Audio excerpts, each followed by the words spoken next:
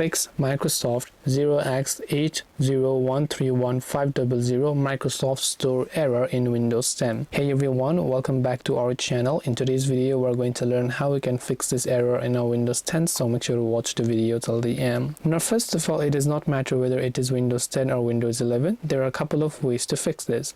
First of all, if your Microsoft Store app is opened up, just terminate it completely and then just try to reopen it up again and do what you were trying to do earlier. The other thing you can try to do is you can simply go to your date and time settings. So go to the search bar and go to date and time settings here, and then just turn on automatic date and time, because sometimes if you are too far behind the current time, in that case internet might not be accessible.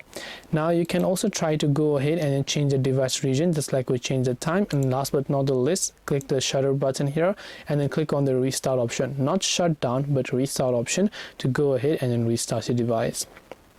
So hope this video helped you solve the Microsoft Store issue. If you have got any questions, feel free to leave them down below. Thank you for watching till the very end of this tutorial, and see you soon in the next video.